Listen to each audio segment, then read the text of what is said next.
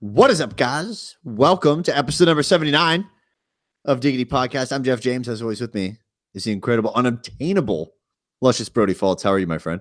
I'm doing fantastic. How about yourself? I'm doing fantastic as well. I'd be doing even more fantastic if you followed us on Instagram and Twitter at Diggity Podcast. A user by the name of, what was it, Graveyard?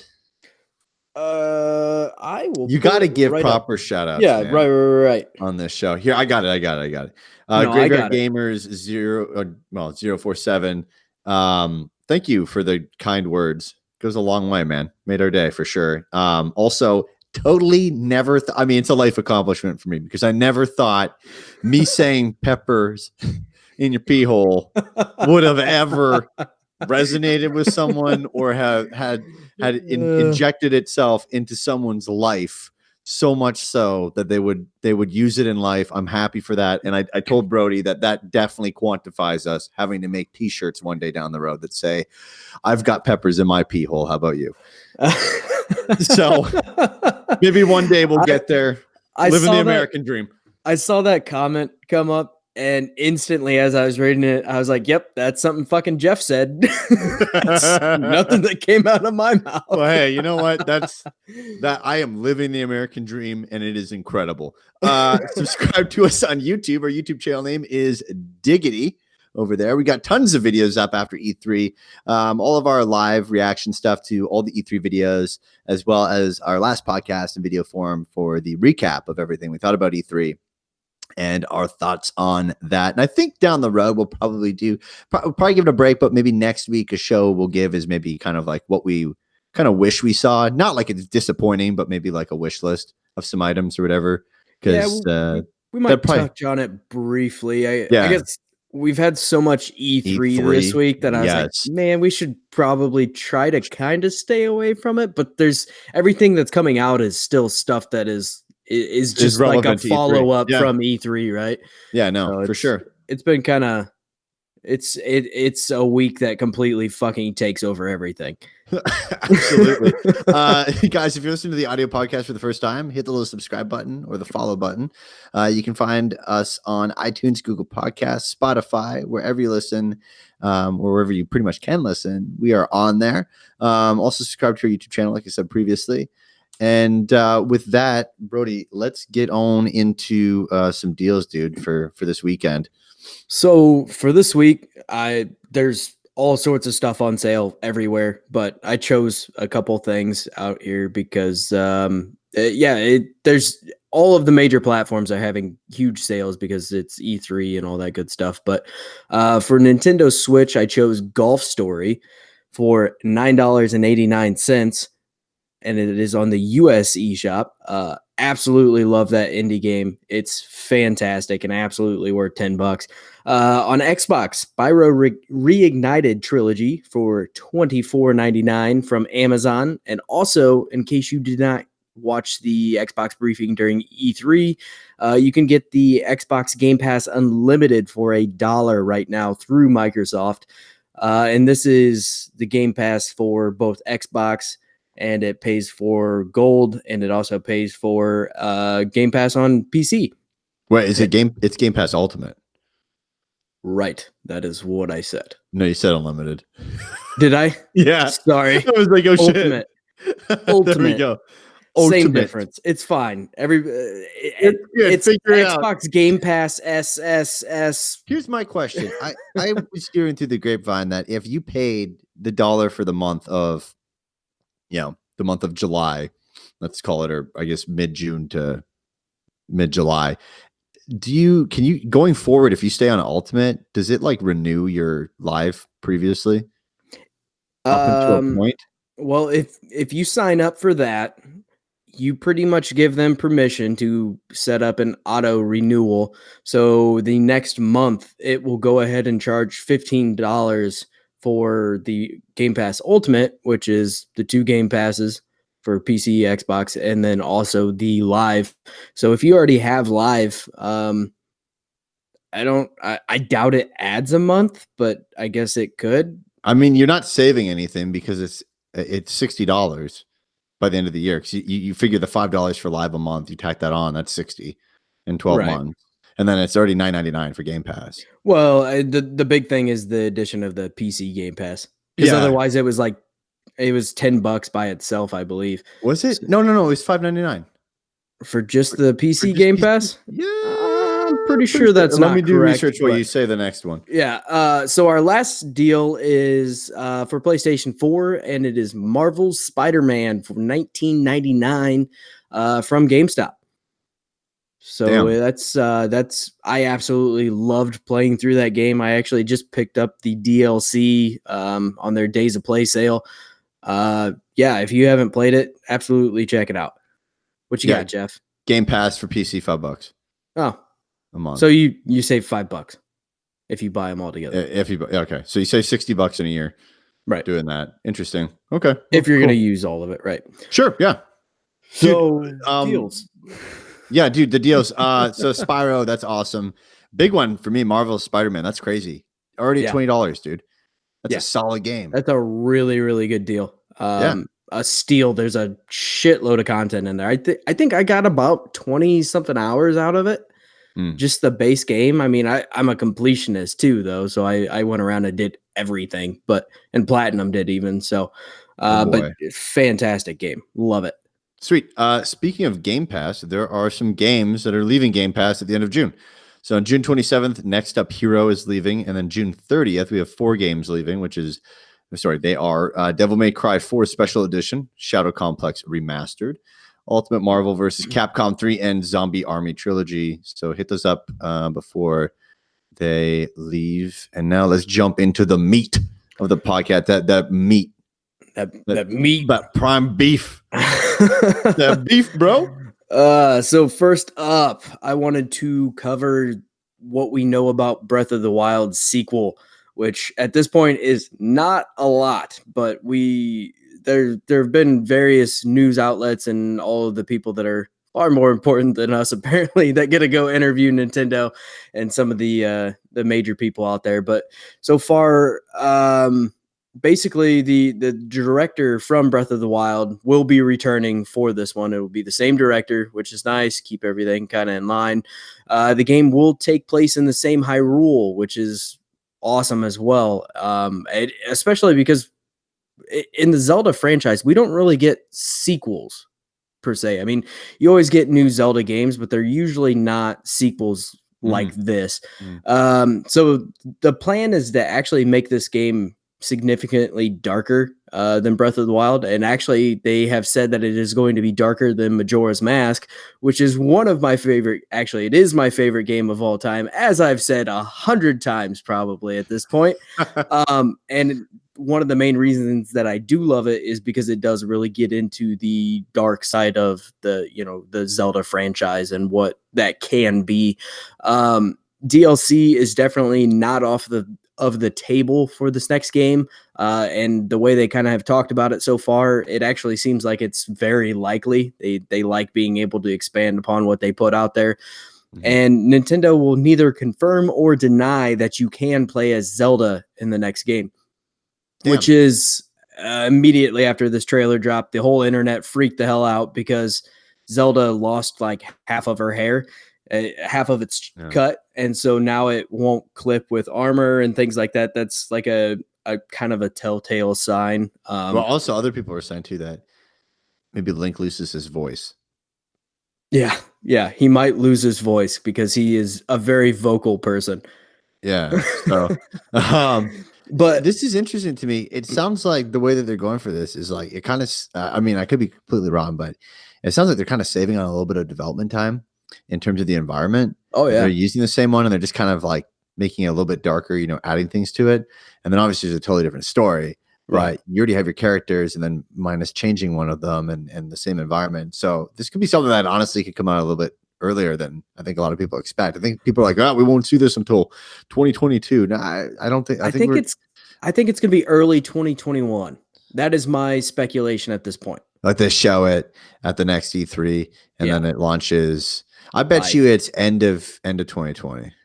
I'd say end of 2020 or early 2021. That would be my guess. Cool. But if you have not watched that trailer, go watch it. Basically, just a quick synopsis of what's going on there. It seems like they're exploring a cavern of some sort, and there's a disturbance, and the floor splits open, and Zelda falls through. Link goes to catch her, and he's getting ready to fall, and there's basically some like arm that is holding down what appears to be the dead corpse of Ganon or Ganondorf, and catches Link. And now that actually allowed Ganondorf to come back to life, because that must have been the only thing keeping him in his life. In his slumber. And then Link gets magical abilities and all that good stuff of some we don't really know, but that's the speculation from what we have seen in the trailer. Maybe Link turns evil. I doubt it. That would be really weird. But oh my gosh, maybe it's Tom Nook. It's definitely Tom Nook. I saw him in the background, I swear. In the shadows. I can't wait for this game, man. I loved Breath of the Wild. I love Zelda as a franchise. I am excited for more Zelda. All the Zelda. All of them. I want all of the Zeldas. Oh, yeah. I mean, shit, dude. We got Cadence of Hyrule launch today. Yeah, Link's Awakening being shown more. I still got to buy Cadence. I just picked it up. Is that just an introductory price? Like, does that end soon, or is that? No, that's full price, $25. Okay. It won't go full price. I mean, actually, I was kind of surprised it was even as high as it was, but I think that's because of the Zelda license tie-in. Yeah, for sure. Cool. So keep on track with Nintendo stuff from E3. One thing that kind of upset a fair amount of people is the delay that happened for Animal Crossing. But now we've kind of learned a little bit more as to why it is being delayed, and there's a good reason for it. So crunch has been a common discussion surrounding the game industry for a while now, and many companies are stepping up, obviously, and making sure that it's not an issue with their company, such as Nintendo. And the crunch point is an interesting one, says the new president of Nintendo of America, Doug Bowser. He says that for us, one of our key tenets is that we bring smiles to people's faces, and we talk about that all the time. It's our vision, or our mission, I should say. For us, that applies to our own employees. We need to make sure that our employees have good work-life balance.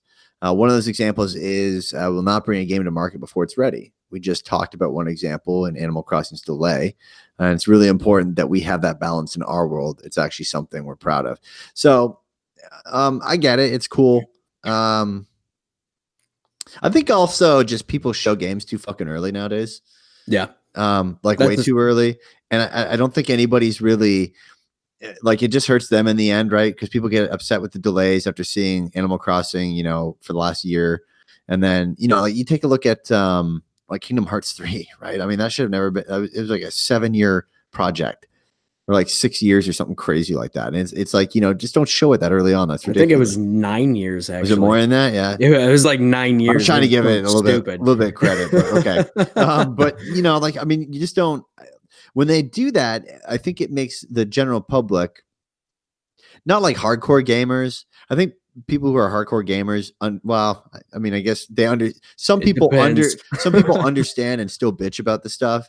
Right. But then the majority of hardcore gamers understand that it takes a lot of time to make these games, and it is not getting easier to make a game. It's getting harder to make a game because of the technological requirements behind everything, especially this next generation that comes out. Like, prepare for games like AAA games to be like, fucking Pixar films where they take like 5 years to make at least. Which honestly, we're about at that point now. I mean, a lot of games we're pretty close at the tail end of this generation. I mean, you look at like Red Dead 2.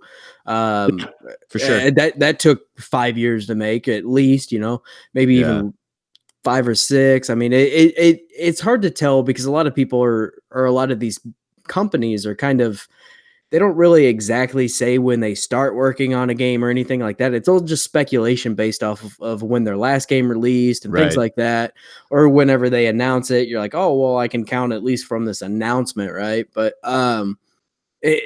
the crunch has been such a common thing that we've heard about lately, and a lot of people are cracking down on it. A lot of companies are being heavily scrutinized because of it, which, I mean, I get it. And especially it's good to see with Nintendo that they are cracking down on it, because Japanese work culture is usually pretty brutal from what I understand. I mean, obviously I've never been there, nor have I really had any Yeah, no, it's wild, dude. interaction, but It's fucking it's a crazy. whole nother ball game. I I mean, worked with a Japanese company once, and like they just fucking work all week. Like they yeah. don't stop. Oh yeah. But they never stop, and they have. I mean, just like we have, like, what's it called, like right to work or something like that, whatever the fuck it Right. is. Mhm. You know, like, I mean, they just be fired on the spot for no fucking Oh yeah. reason. So if like you got to get something done, your boss says you need to get this done. The culture there is you know is pretty fucking wild. But I'm not mad that this is delayed. I mean, I No. look at delays.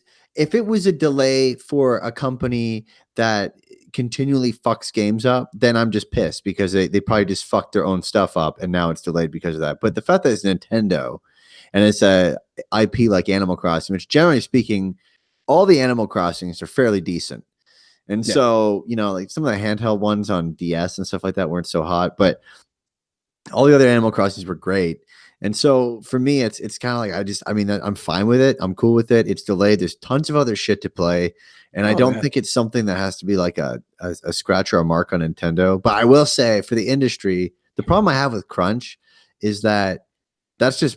I mean, people might hate me for this, but that's just poor project management. I mean, like you just did not give yourself enough fucking time. Yeah.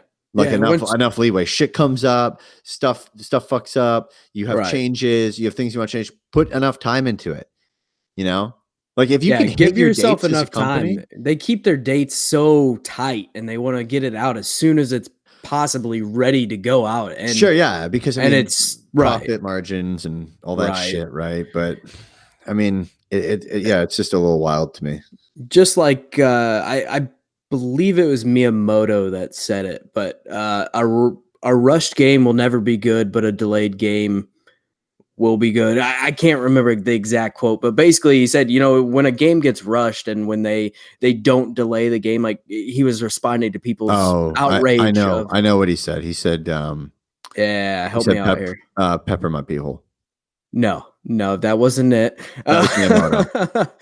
But it was basically he was combating fans because they were saying that they were pissed off about a game getting delayed, and his whole thing was if a game's delayed, it's for good reason. It's to make the game better. But Yeah, yeah. when you rush the game, that's not going to help the quality of the game. What you're going to get is a half baked product, and it's not You going to have to push be it updates, and the exactly. updates are going to be sloppy, or you're So going to get your shit slower. for me, I mean, I'm not a huge Animal Crossing fan anyway, so it doesn't affect me too drastically. But at the same time, it's like I would much rather them take a little bit of time, delay it, and put out a damn good game instead of putting out a piece of shit that nobody likes, right?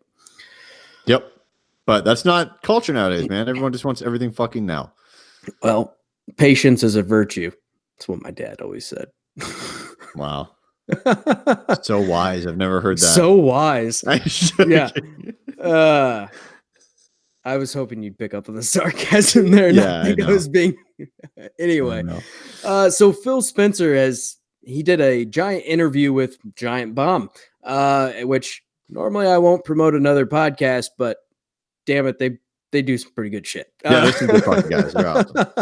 But anyway, a big part of what they were talking about were, you know, obviously major things that were coming to Xbox and the future of Xbox. And he was actually surprisingly transparent and had a lot to say. It's about a 50-minute interview or so. Awesome. One of the things that he covered was Game Pass coming to Switch. And this was basically that he can see it in the future, but it's a ways off if it does happen. I mean, there was a long quote to go along with it, but I was kind of trying to keep it a little bit short here.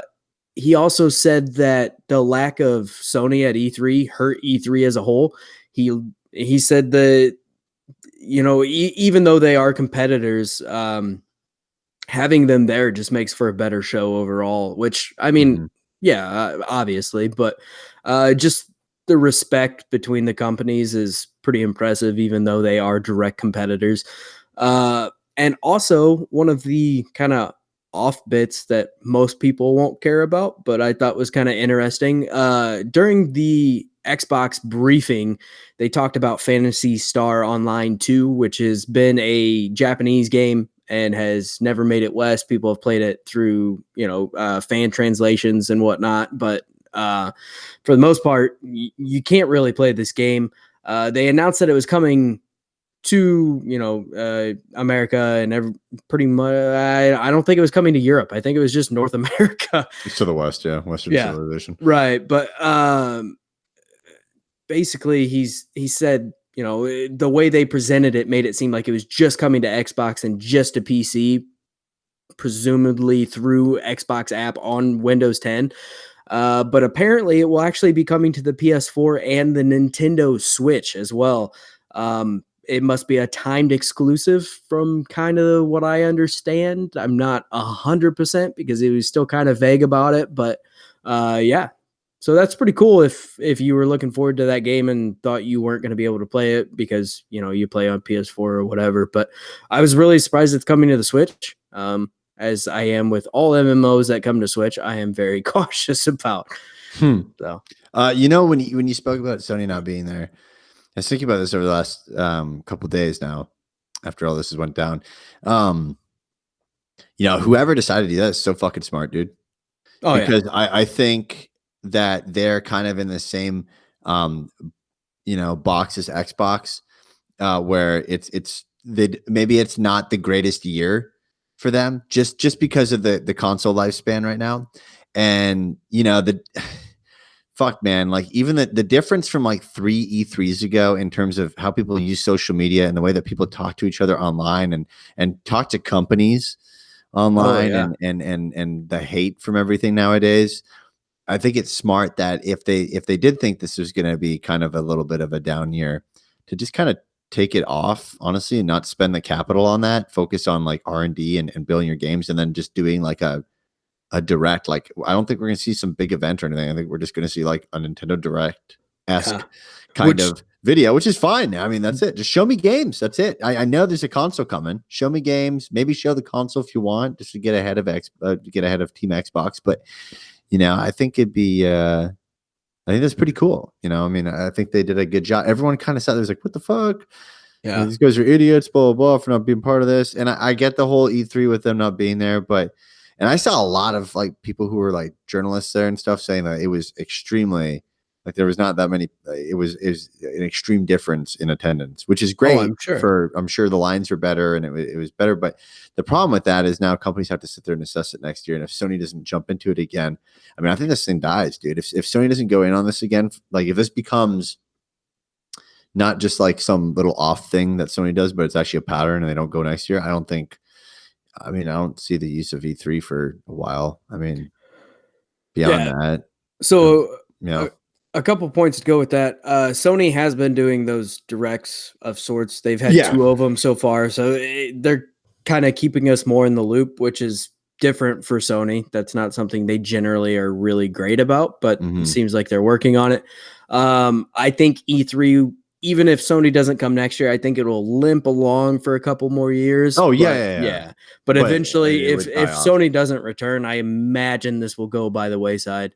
And then the last thing I wanted to touch on there was, I wonder if they foresaw this being as good of a move as it was, because I can see why they would do it even if they didn't have this plan. But the funny thing is, everybody kind of acts like Sony, if they would have been there, they would have just blown it out of the water. But they don't understand. Like, they're in the same boat. They're in the same boat. They're looking at something that wasn't there and didn't happen, and trying to make it out like they were going to reveal the next coming of God type of thing. And it's like, no, that's not what they had. They didn't have anything or anything substantial, so that's why they held off, which was a smart move, because now it makes everybody else look bad, and everybody's looking to PlayStation like, oh my God. And then you're just going to, you guys could have completely won this. But if Sony had been there, they probably wouldn't have really had anything all that crazy to show. And I don't know where that disconnect is, or why people, wow, that's just people. It's just that's fanboyism in general. It's fanboyism, and we saw a lot of that.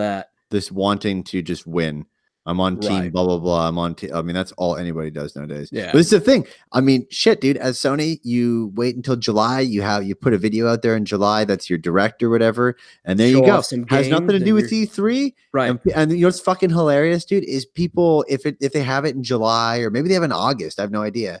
But if they have in July or August and they do this, people are going to sit there and they're not going to say, "Oh, this is their E3 showing." No, they're not. Sony No. could be fucking real smart about it, and every week for the next like 3 weeks put out a little bit of a video each time, so everyone's like, oh, okay, cool, this is it. But it's not like it has to be an answer. Like, I fucking hate Right. that It this doesn't is need an to be an answer to See, Xbox, this is an and answer to gaming. No, fuck off. This is a company showing their shit, and they're pouring fucking millions of dollars into a plastic fucking box that will go in your TV cabinet and never fucking be moved again the smart for all this. right. The smart thing for these companies is to wait until spring of next year or late winter, but wait until 2020 to announce their consoles. Because for one, you want to get through the holiday season, you still want to sell some consoles. You announce a new console, you're not going to sell shit. Nobody wants to buy it. You gotta wait. You gotta wait for Thanksgiving and stuff. No, I say wait until 2020 to even announce your console at all. Oh no. I get that. I'm saying yeah. Oh, like you can't show shit off like this holiday season. Yeah. You gotta wait for that to pass. And people know all the rumors and the way that the internet works now. It even since the launch of the Xbox One and the PlayStation 4, it has changed drastically. Yes. So to see all these rumors and all of these things way before they were ever supposed to be officially announced, people expect that the announcement is coming, but they got to realize we're still a year and a half away from these consoles even launching. So you don't want to blow your load too early. You want to get through this next season and announce it at the beginning of next year. Give plenty of time for pre-orders, plenty of time to show off bit by bit, and then next E3 hit it fucking hard. You got 4 or 5 months left, and just wait. I don't even think they show off the consoles to the next E3. I think they show it before. No, that's what I'm saying. I'm saying announce the console before. Okay, and then all the games that go with it at E3. Yeah, late winter or early spring of 2020. Well, late winter of but anyway, it carries over, right? But at the beginning of 2020, show off your console. E3 hit it fucking hard with everything you have. Yeah, and then wait until the end of the year. To this, man, because people are like, oh, they got to show their console. I would have liked to seen it just so because far away yet. I would have liked to seen the console just because it fucking I'm just a nerd and I would have liked to fucking see it. That's cool. Right. But here's the fucking thing. If you show me fucking games that only work on a box, I'll just go buy the fucking box. Like, so show me games. Like, I don't buy the fucking box just for it to sit on my TV cabinet. Yeah. Like, I buy the fucking games that I can use on the box. So E3 should be nothing but just showing games if you want to be a company that makes a bunch of fucking money, especially if you have subscription services that you have to validate every fucking month for people. Right. The box is just a means to an end, right? You're just trying to play the fucking game with your friends. What the box really looks like, that's just nerdy stuff. Like, I like it, sure, but the general majority of people really don't care. Don't get me wrong. My Xbox One looks like a fucking VCR. I feel like I should be popping Lethal Weapon 3 into that bitch, but hell yeah. It's like, I just, the way people expect in this whole, give me what I want culture that we have in gaming right now is just so fucking toxic, and it drives me nuts. Oh, it drives both of us nuts. I mean, I think we alluded this to the last podcast a little bit, but it's like, we're hearing other podcasts and other shit go on and on about they're losers. They shouldn't have done this. They lost this. Right. Nobody fucking lost, dude. If you like the fucking game, you like the fucking game. They showed off games that you and I would probably sit there and go, that's a shit game. But guess what? There's a reason they fucking showed it off, because they probably have data and analytics on that game being like, hey, by the way, that fucking game makes us $12 million fucking dollars. Yeah. And it costs hardly anything to make. Well, guess what? That's a great business decision. We should show that off. They have a shitload of people that they pay that specialize in those different areas and know a lot more than anybody that does this shit, does podcasts and does YouTube videos. They might possibly know what the fuck they're doing. I mean, yeah, they have missteps here and there, like the initial launch of the Xbox One and things like that. But at the same time, these people are very smart. You're working for Microsoft in marketing. I'm pretty sure you probably got a pretty good idea of what the fuck you're doing, Unless you right? were on the Zune team. Unless you run the Zune team. Then You're we're right. fucking hopeless. Or you made fucking Clippy. That In fucking that paper case, clip. I take everything I just said back. If you made that fucking paperclip too in Windows, whatever that was, with Vista, Clippy, the paperclip that popped up with the eyeballs and was like, "Hey, I see think you're it was trying to do earlier than something." that. Was it? I think don't I know, remember bro. it in 97, Windows 97, man. I don't know, man. Because That's I fucked remember up. it way back. Here's the thing too on that, which is where game journalism, I guess not game journal, just like gaming content creators and shit. The problem I have right now is this: it feels like people are trying to make like talking about video games like this incredibly difficult fucking thing where you have to have this incredible expertise. Here's the thing: We can do it. One- Anybody can do it. here's the first thing. One, I've worked in the fucking games industry. Two, doing this, it's talking and it's giving some analysis of some things. And I kind of know some stuff of how some companies work in the background because I've worked with those said companies. Right. But every company's fucking different. But the Oh, thing yeah. that fucking grinds my gears, dude, is when people sit here. Yeah, I said grinds my gears. And I'm the fucking Family Guy. You know what really grinds my gears? You know what really good. The thing that just frustrates the shit out of me, dude, is when people make these things like, why the fuck would they show that? Why would they do that? Nobody that has a fucking gaming podcast has access to the fucking sales data of Microsoft. Right. That is a fucking fact. Okay. When we finally hear sales data, it's because it's fucking successful as shit. All right. And it is known publicly for a reason because it is successful. When we find out things like concurrent fucking players, guess what? It may have a small amount of concurrent players, but guess what? If all your fucking concurrent players are fucking rich, guess what? Your game's still making a fuck ton of fucking money. Oh yeah. And people don't get this. Like they sit there and they complain about why the fuck would they show this doodle game? Because this doodle game was probably fucking huge in this region between this demographic, and it's gonna fucking hit this on Xbox, and they've poured It's $50,000 into a marketing campaign already that's going to blow apart with $7 million in revenue projected. Like this shit is so tightly put down, and it just pisses me off when people sit there and are like, well, they lost this one. They shouldn't have shown that because of it. Motherfucker, they've been doing this for a whole year and a fucking half, probably. Okay, like they plan these E3s out probably 2 years before that fucking E3, figuring out what they want to put in there, making acquisitions, what the fuck they want to publicly talk about and not talk about. Like they're doing fucking bonkers right now, both Sony and Microsoft.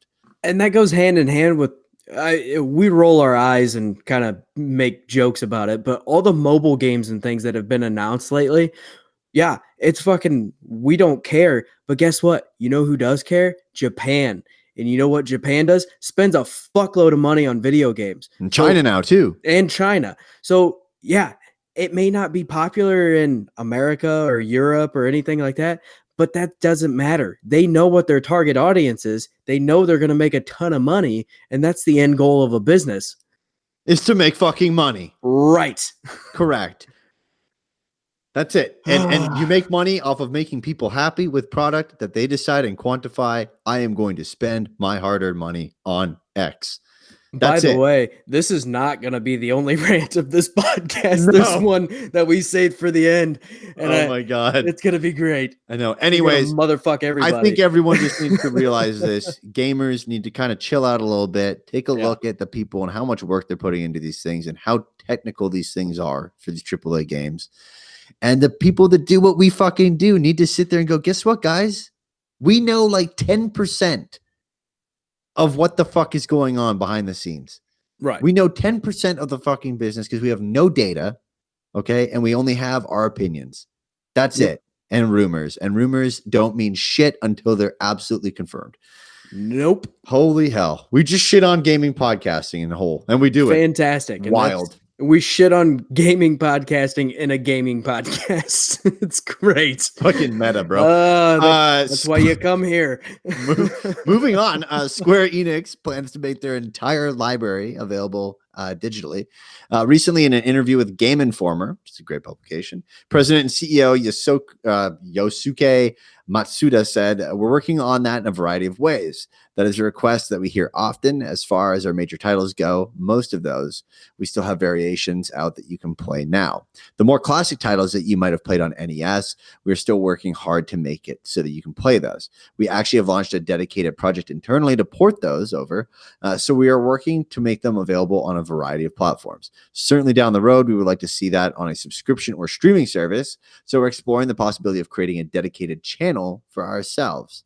Matsuda also said that they have ran into a few issues while trying to make this happen. He's quoted, "I'm embarrassed to admit it, but in some cases, we don't know where the code is anymore. It's very hard to find them sometimes because back in the day, you just made them and put them out there and you were done. You didn't think of how you were going to sell them down the road. Sometimes customers ask, why haven't you released the game yet? And the truth of the matter is because we don't know where it has gone." So, dude, that's terrifying, but it's so true. It is so fucking true, dude. I worked on some retro games and finding that stuff. I mean, it was not easy, even going back to like N64, which I think was something Dolphin or something like that. Project Dolphin, I believe. Dolphin was GameCube. Was Dolphin GameCube? Okay. Yeah. So I don't remember what the cartridges and everything for Nintendo. I mean, even Wii U going back was a little interesting, but once you're done those games and they're, hard on a cartridge, I mean, you're kind of done, you leave. Like that's it. And the amount of fucking cartridges that you have left over after these games is absolutely insane. Like the amount of them.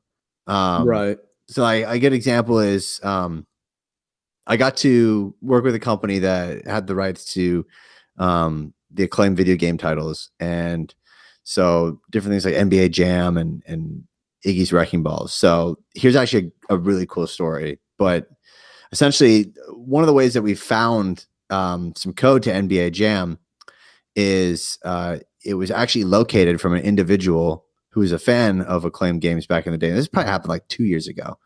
And that individual found a server and he collected old like storage arrays and servers and stuff like that, old technology from thrift shops. He found a server in a thrift shop in Boston.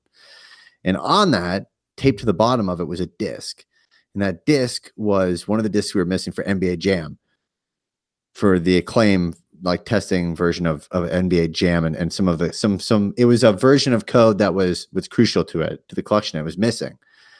So he fucking found this. He reached out and we were able to get that disc for it. So like that's the kind of shit that happens with it. Because what happens is these older companies, and this one's interesting because Square Enix has been around for a long time, but it's moved and changed hands and been all over the place. All over the place. When some of these companies get, they go bankrupt and it's a fire sale. You've got a company buys, 20% of this. A company decides that they want to only buy this IP, and then stuff gets lost and torn and all over the place. And you just end up finding some really wild things out there. But yeah, I mean, it's, that's a great stuff. I just got a call one day and the guy's like, "Hey, I found this in a Boston thrift shop."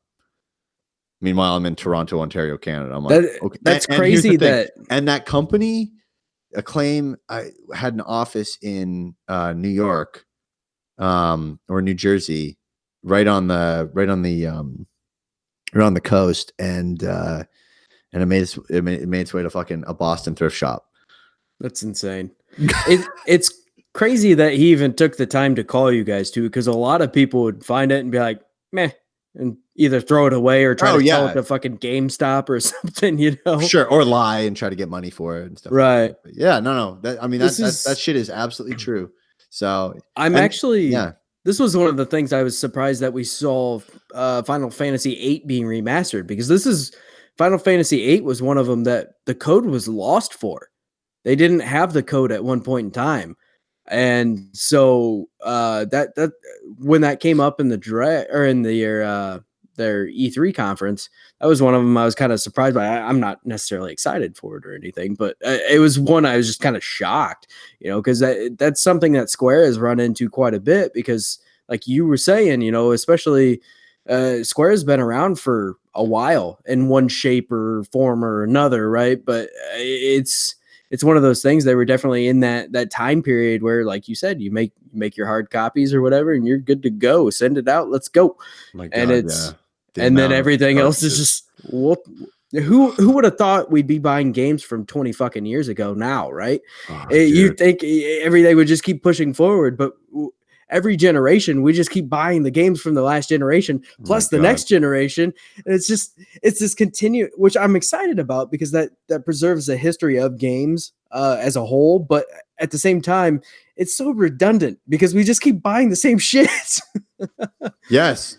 And Oh, they and can it's just keep re-releasing it. dude, I you have mean, no idea the fucking literally like the just piles of CDs and for Nintendo shit, like cartridges and shit that yeah, just get, I mean, fuck man, when you want to develop for the Nintendo Switch, you have to buy blank fucking cartridges. right. You buy this special Nintendo Switch, it's a special dev kit, you get all this shit, and then you buy these special Joy-Cons that hook up to it, right? Because it can't just be wireless off the bat. You have to program the shit, and so they have to be wired to program them. And then you've Right. got blank fucking cartridges. You have to deploy to those things. There's a deploy kit, then the actual fucking testing unit that isn't region locked. It's fucked. The Wii U, okay, for the fucking gamepad, to program the gamepad for the Wii U, you had, it looked like a normal Wii U controller, and it's really cool. It's a green. You can look it up now because it's not under embargo or anything like that. But you can find on Hopefully the Google. Switch isn't. The Switch is, and you're fine. People know how the Switch stuff is done. That's just generalized information. But the Wii U, it was, look it up on in Google Images. It's pretty crazy. It looks like it's the right one will say Cat Dev on the left corner of it, and it looks like a fucking toaster, like with a bunch of light. Like it looks like someone, you said, make me something that would go inside of the fucking DeLorean in Back to the Future. And like that it looks like that. So it's like this metal box, and there's sensors all on the outside of it for the wireless, for the Wiimote and for the Wii U pad. And the Wii U pad is green on the back and white on the front, so like almost like Luigi colors. It's just really cool. Like I think it would have been a good scheme to put out, a color scheme. But then there's this obtrusive protruding fucking like rectangle that comes at the top of this plastic rectangle, and then there's like what looks to be like, when you're putting cable into your TV, like a coaxial cable.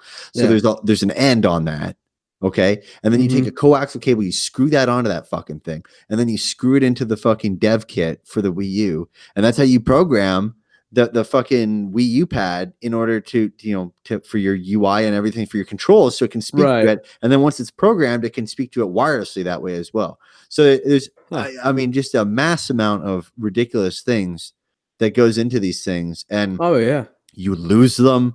You lose the SD card that has to go into the Wii U kit, which helps you deploy, right? Because there's no fucking CD drive on the dev kit, which is wild. Yeah. But then there's a CD drive on the test kit, so you deploy with an SD card, and you deploy from a computer to it to test run it. But then when you need to actually run it on a retail test unit, you have to take it, burn it to a special disk, because they had those weird rounded edges and everything, and then you have to put it into the actual Wii U test machine itself. So it's wild. I don't know 100% of everything on it, but I can say, like, there are so many fucking little knick-knacky things that go on with, especially Nintendo things, that this is not a fucking surprise at all. No, not Like, at all. I can show you a box of like 50 fucking cartridges, and you'll be like, man, how many games? And it's funny because the N64 cartridges had a handle on the top, like a T handle. Like you can fucking just rip them out of the thing or whatever. But I could show you like a case of 50 of those, and you'd be like, man, that's a lot of games. That's one fucking game. Just crazy. Tested numerous fucking times, and each one had to be painstakingly like labeled, okay? And then you had a little cardboard tag on that is the version number on it and all that kind of shit. And then what the fuck was wrong with that? And you have a bug log on each one on the back of them, and like a little like notepad on it. It's a lot of fucking stuff, dude. Like those, I mean, you're better off just emulating. Like fans, rip the ROM from these cartridges and just emulate, but I'm sure they want to like add stuff. It'd be great to see it on Nintendo Switch Online. But anyways, we've talked too much about this stuff.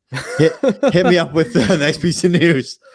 So after E3, a lot of fans were very concerned at the lack of Bayonetta news lately.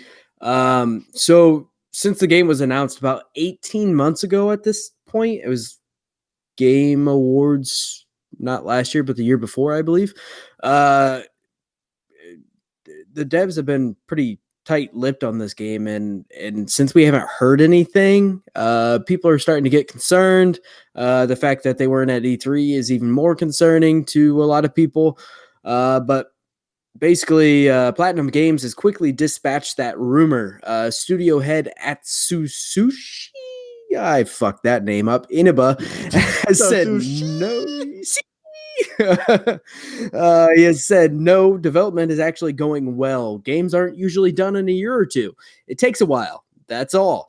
Things are going well, and I know a lot of people are asking for it. Giving updates for everything at E3 isn't the smartest PR strategy to begin with, so just because we're not showing it here doesn't mean it's not going well. I fucking love that. That is the most just passive-aggressive, fuck off, let us make our game, we'll get it to you when it's done. I fucking love it. I love it, dude. It's like, yeah, hey, 100% of what we release in the year does not just happen at E3 anymore. Fun fact. GDC also. Fuck, dude. Fun fact, when I go and take a shit, it's not just a new game every time. It takes a while.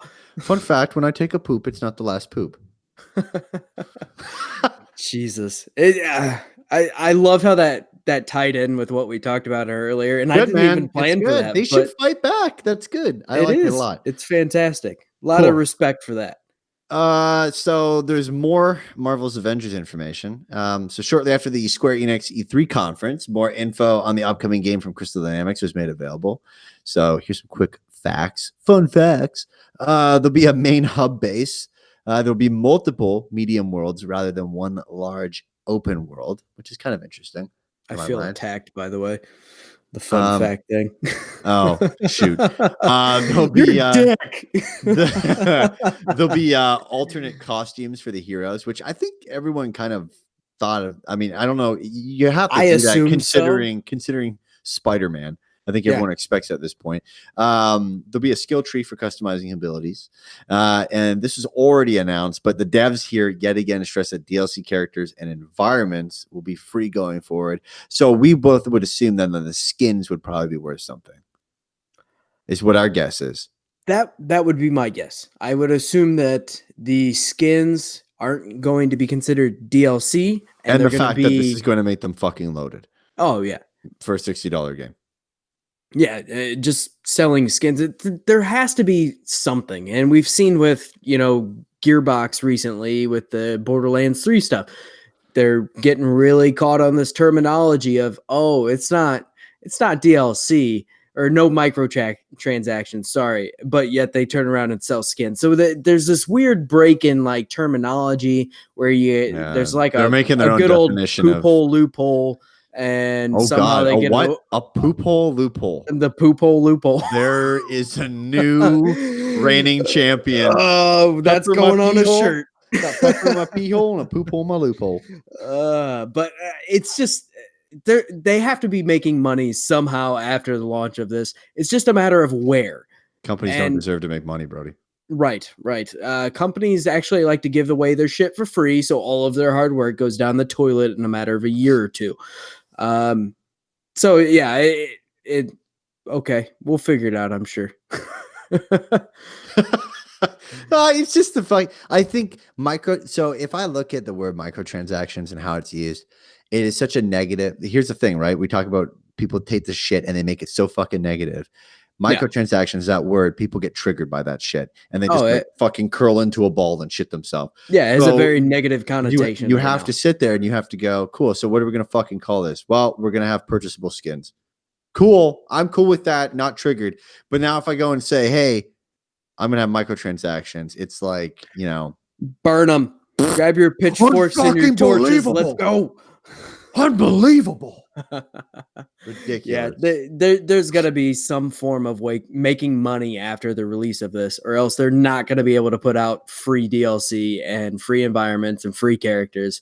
So skins, expect it. Expect it. That's fine. Fine with that, or even currency you have to purchase to get skins, but you can still get that currency in game. Don't give a shit. Yeah, just it's all cosmetic. Not fast gonna track hurt my gameplay. Right. Iron Man in his stock Iron Man suit is fucking kick ass enough for me anyway. So whatever. Have you ever thought about it? We live in a world where we pay where some people pay more money for a game so they don't have to play the game that they just bought. Have you thought about that? What do you Like mean? What do you, the pay like to paying for win things system, that change? Oh, pay to like a pay win. to win system. So Oh, instead of pay for like an XP boost or some shit like that. So we literally pay the company we just bought the game from to play their game less. right. That's Or fucked. we pay $60 for a game and then we immediately go and buy things that change the appearance of the game that we just paid for. Right. It's weird. It's a weird world. People are fucking weird, bro. So we have a little bit more on Cyberpunk. Nothing too important here, but just kind of some interesting things. So Keanu Reeves is not just going to be a quick cameo for the sake of getting him in at E3 and creating this giant hype and the internet exploding over the love for Keanu Reeves. He's actually going to be a major part of the game, and he will be your companion throughout the game as you play through. And apparently he lives in your head. He must be like a partial figment of your imagination just type like my life. deal. Just like Right. Right. Every day I go around at work and I go, what would Keanu do? And I just look on my left shoulder and I see Keanu. And he's And just I'm like, hanging all out. right, all right, dude. All right, yeah, sure. I'll It is fucking Cyberpunk. I'll send one more email. Thanks, Keanu. When asked about Keanu, Miles Tost, the senior level designer at CD Projekt Red, said it was either him or no one. That was our mindset. We didn't. I love it. We didn't think we need a star for this role, but rather, hey, he might be the perfect character. And luckily, I guess it all worked out for us. And then also, according to the devs, Keanu Reeves recorded all of his lines in 15 days, and that he has the second most dialogue, only behind the main protagonist, V. So I just thought that was interesting that he's not just the shameless cash in to get people excited. He's actually going to be there and part of it. And that, to me, that's not necessarily exciting just because he's Keanu Reeves, but I mean, I do like Keanu Reeves. You know what I'm most excited for that Keanu's in this is the fact that, generally speaking, actors, like decently, sized actors in terms of fame, it's never really went that well, honestly, in games. But if there's one fucking person that can probably do an unreal fucking job, CD Projekt Red. No, it's Keanu Reeves. Well, yeah, but yes, it's CD Projekt Red. But yeah, I mean, oh yeah, if they had fucking Tom Cruise come out there, everyone would be like, "Oh my fucking god!" Well, and on top of that, I think Ubisoft did a good job of pulling John Bernthal, because I think for the role that they got him, he's perfect. I mean, he just came off of doing Punisher for Netflix. Like, he fits that role very well. Sure, but he doesn't. I mean, he doesn't have the fandom that Keanu Reeves does. I don't even think internet. I don't think he has the experience of Keanu. I mean, I think the beauty of Keanu is every movie that he's ever done, he has been so fucking enthralled into that thing and that character. And I think that generally that medium from moving from movie to game, because you're not just fucking like a movie, dude. You're just acting, and you're fucking. I mean, you're the way you're saying things, it gets played the exact same time each time. The way you fucking say things in a video game can be changed and moved around 14 different times. He may grunt, but if I fucking walk slowly and then he grunts versus running and he grunts, it totally changes, the way I feel for the game and how I'm playing the game. So I feel like, he's probably one of the only people, I think, that could, really, start that shit and actually make it like proper for gaming. Because usually the actors, I mean, they're just reading it as if it's a movie. At least I felt like that for most of the games that have had like an actor, a big movie actor in it before. All right, well, hey Brody, you're breathtaking. And that leads us to our last story. But as anyone who's watched any of the E3 conferences this year may know, people just fucking like to shout now, I guess, in America, and just shout at people and things that they see on screens, and not like cheering, like, oh my god, when a trailer's going on, like just someone's up there and they've rehearsed something, forever, and you just want to be a dick and you like shout something out like, show us fucking Peggle, show us Peggle. And meanwhile they're trying to show a different game, or you're just trying to shout shit just to, have a bunch You of had to people get laugh at you. Peggle in there, didn't you? You Oh, just every had to. episode. Peggle. My goal with doing Peggle. You want me to let you know this? One, would love to have a sponsored event from Peggle. I feel like that would just, one, be self-deprecating. Two, I also feel like it would just be, I mean, it would be something that you would stand there, and I know you would just shake your goddamn head the entire time. You're Like, right. I you're would. like, I just this not, it's not, motherfucker. this is happening. It's this fucking happened. And then the second part of it is, my hope is that one day we become mildly popular to the point where someone cuts out every single episode I have said Peggle. Oh my god. And then so listen much to me right work now. already. Listen to me. If whatever the future is, whatever fucking year it is right now, if there's a super fan of our podcast somehow, and we're mildly popular and listen to this right now, if you fucking clip me saying anytime I have said Peggle into a video, and I want like a good solid like 2-3 seconds each time saying Peggle, because I want to hear the differences of Peggle. Like Peggle. If you can fucking do that, I don't give a fuck where you live. I will fly out to where you live. I will shake your goddamn hand. I will take you out for dinner, and I will buy every fucking Peggle for you. And I will stand in the back of the room just shaking my head, going, "This fucking happened." We do what we say we're gonna do here, motherfuckers. We are fucking real. Commit to this shit. Anyways, people were yelling shit. One man became famous, who we will not name to prevent a potential witch hunt. He shouted, "You're breathtaking" to Keanu Reeves, and Reeves was describing the world of cyberpunk at the time as breathtaking.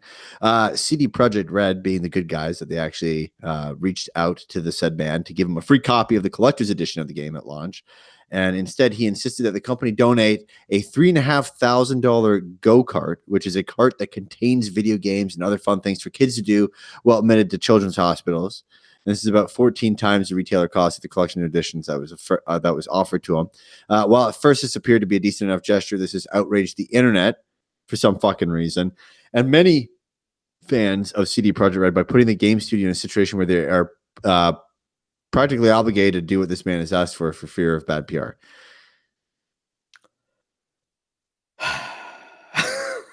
So I am in the middle with this thing, and also not. I mean, one,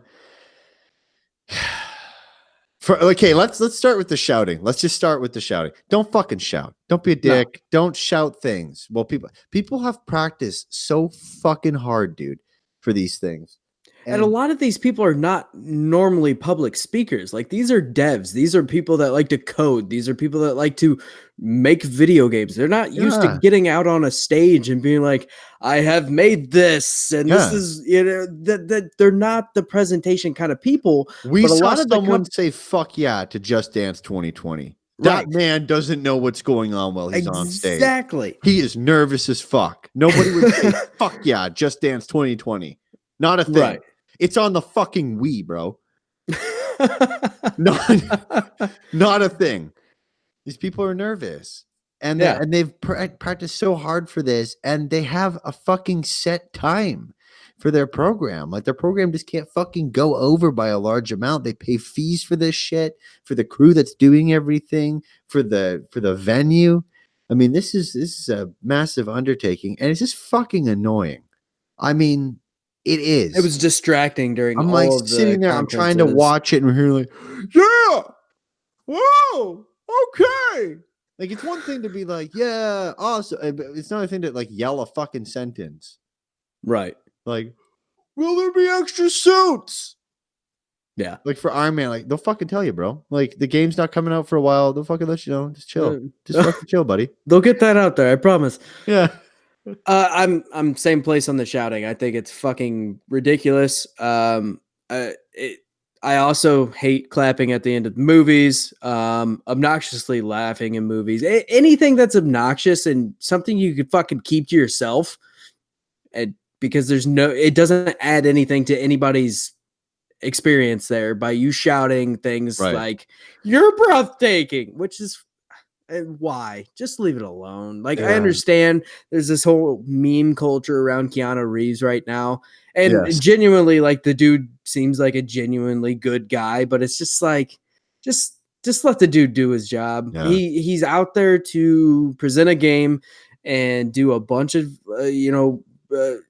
just give the release date for the game and everything else, and people are out there shouting and things like that, and he can take it because he is a performer and he can adapt to that shit. But a lot of those people can't. They really can't. They were nervous as fuck. We looked at one guy, I swear to God, he turned into a statue when he walked onto the stage. Yeah, he His didn't know what to arms do with were his out arms. like this, The guy, and he's the guy just seemed like a nice talking. guy. Guy seemed like a nice guy, but I mean, he was standing like he had 2 fucking garbage cans under each arm. I mean, it Damn was right.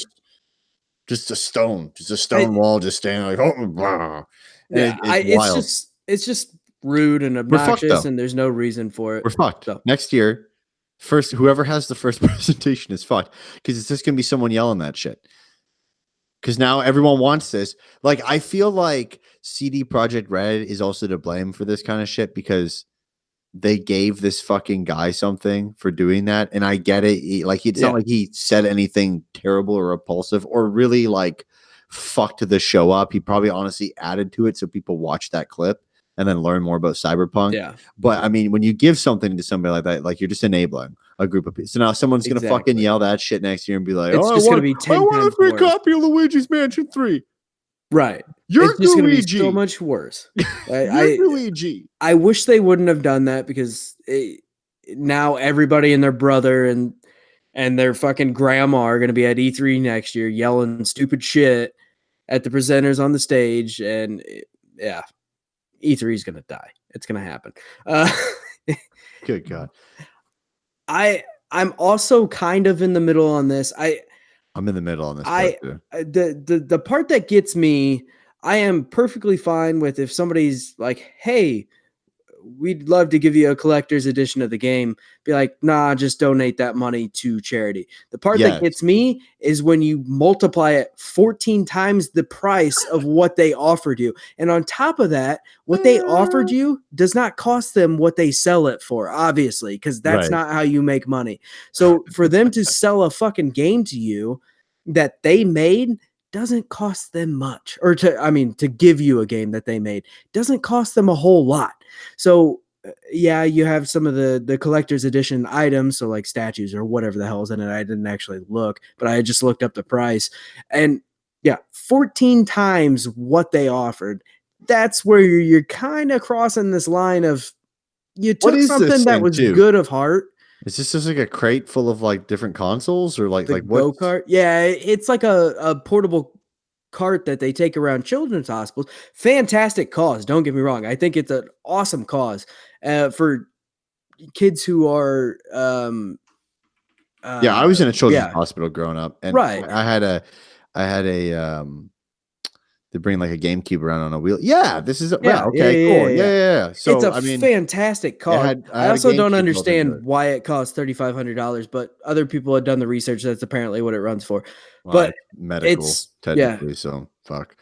But yeah, that's where my hang up is he kind of got greedy with it. I am all for donating it to a good cause. I am all about that cause that he even pointed to, but I feel like him kind of pinpointing it and then putting it on the internet, and he made hashtags that have been trending, and a lot of people are trolling him on these hashtags. And on top of that, he changed his fucking name to have breathless in it or Breathtaking. breathtaking, sorry, on Twitter, so it's right smack dab in the middle. Like he's trying to make something bigger out of this, and then like he Sure. posted the screenshots and all this shit, and it really pigeonholed CD Projekt Red into having to do this. And mind you, CD Projekt Red, they are like a bigger company now, and The Witcher made them bonkers money, but at the same time, they're still not the massive companies that you're seeing like under Sony or under Microsoft or anything like that. They're still technically considered an indie company. So I don't know. I don't like how he pigeonholed them. That's my main concern, or the main thing that he just basically was like, hey, how about you pay 14 to fucking 16 times more that or more than that, or else you're going to look like a jackass on the internet and people are going to hate you, even though you have such a fantastic reputation up until this point. My rant's over. Go ahead. I'm pretty similar with that. Yeah, I think like here's the thing: if we were if we were in a position where we could, we're making like solid money as a company, right? And we had Right. a company and we were doing something and we wanted to, you know, donate money somewhere. Someone asked us to donate some money, and it wasn't necessarily like a specified amount. It was an amount that we could choose. I think that's right. Yes. I think when the the parameters are that you set that, hey, we'll give you this thing, which you're absolutely right, where obviously there's margin built into that thing because that's how you make money as a company. If you said, hey, don't worry about that, just donate it to this fund, or hey, instead of doing that, donate it to give it to someone who needs it, or I'd like to give it to a kid in a hospital or something like that, like whatever, right? Right. And Right. but you're exactly right. Instead saying, hey, donate $3,500 now to this thing instead, you put the company on the fucking spot. And I mean, people are going to sit there and be like, well, and it's a children's hospital. Like, I mean, fuck. It's not like this is like just Cyberpunk's writing probably, yeah. writing a check. Well, it's not just the game Well, on yeah, it. I guess Cyberpunk would It's be just the in the fact that, I equation at mean, that it point, but just feels really baity. Like, I get it it. The does. guy wants to do something nice for kids in a children's hospital. And I bet you CD Projekt Red, a lot of video game companies donate to a ton of different fucking Oh, charities, I'm both sure they do. locally in their area and probably a lot of this kind of stuff. But I mean, it just feels like a situational baiting in terms Yeah. of like, hey, well, there's kids, instead of like, hey, write a check for $3,500 to the YMCA. Well, no one's gonna fucking do that. So it's like, I don't know about that. But the fact that you bring kids into this shit, sick children, okay, that are like have cancer and shit, and or some other illnesses, and might honestly be fighting for their lives, and now you pull this kind of shit. I think it's ridiculous, and I think it also takes out the entirety of what donation is, and especially what this would be. I mean, if a great response to this would have been, "Hey, CD Projekt Red, thank you so much for the collector's edition. Um, if you could do something for me, if you could not necessarily donate, but if you could spread the word about this great organization that I happen to donate for, and I happen to think is a great a great Right. a great organization, that would be fantastic." And then guess what would have probably naturally fucking happened? CD Projekt Red would have probably fucking gotten one of these, and also on top of that, more people would have fucking donated to it. Right. Now more people know about it, obviously, because of this, but it's in a negative fucking light. Right. I mean, if you're I forced to buy something, that's not fucking donating, dude. That's just fucking, Yeah.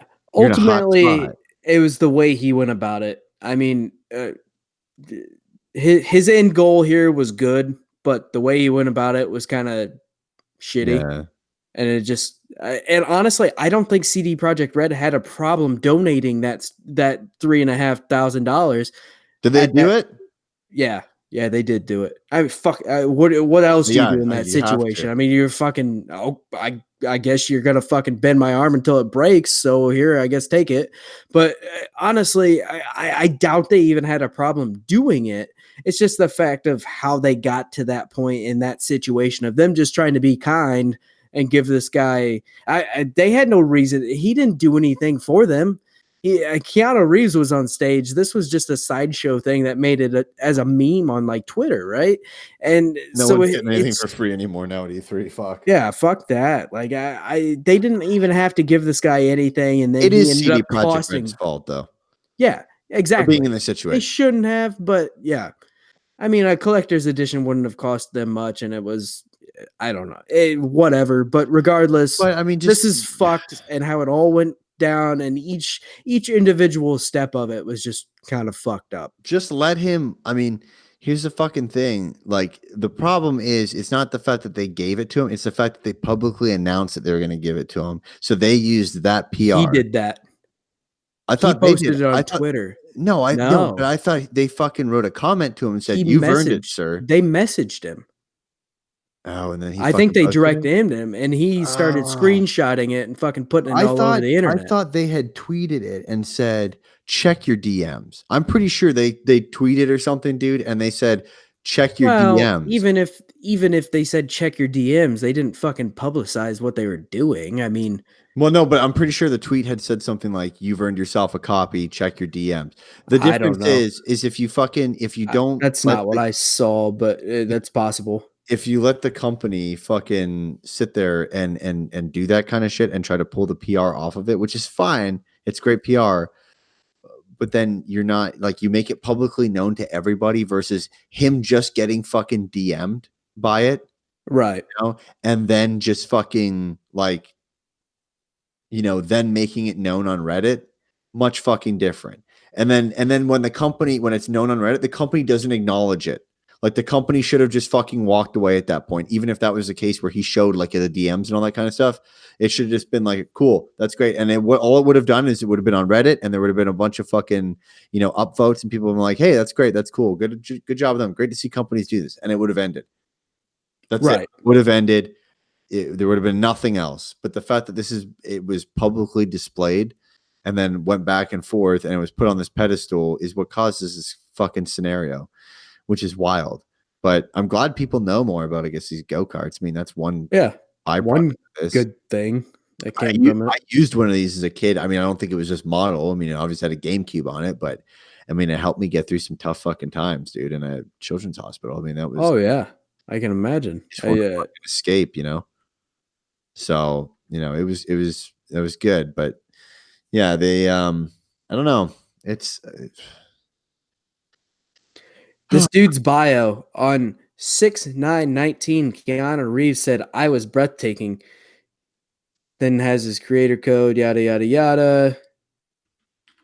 Changed his name. wow. This is the thing. People fucking sit there and they get, super hyped about things and they want to try to capitalize on it. Yeah.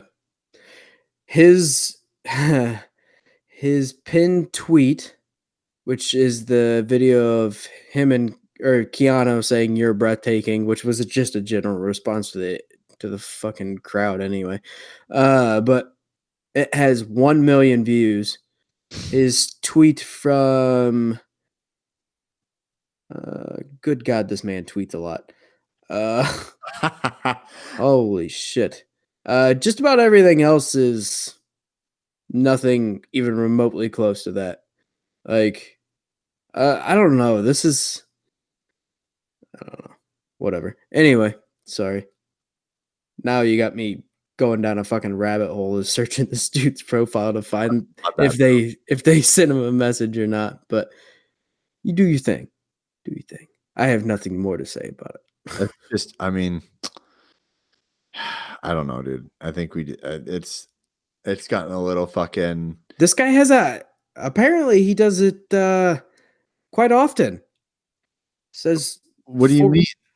He has a post from a day ago. It says 4 years ago it was The Rock. Now it's Keanu. I knew I'd done this before. The internet was right. I'm that obnoxious heckler in the audience. Forgive me, great one.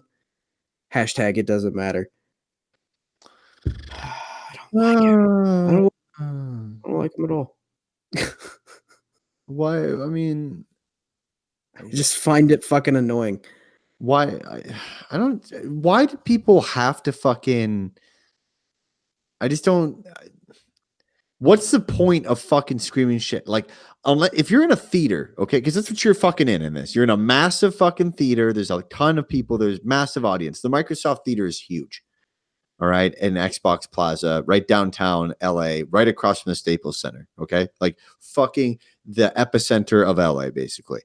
And you're fucking in there. And the only time you should yell is if there's a fucking bomb. Like, I mean, there's no reason to shout anything or yell anything out there unless there's a fucking threat from you, not Right. because you want to see something within the game. Wild. Good God. Wild, wild, wild. All right. Well, hey, should we just wrap this up, or you just seem stunned over there?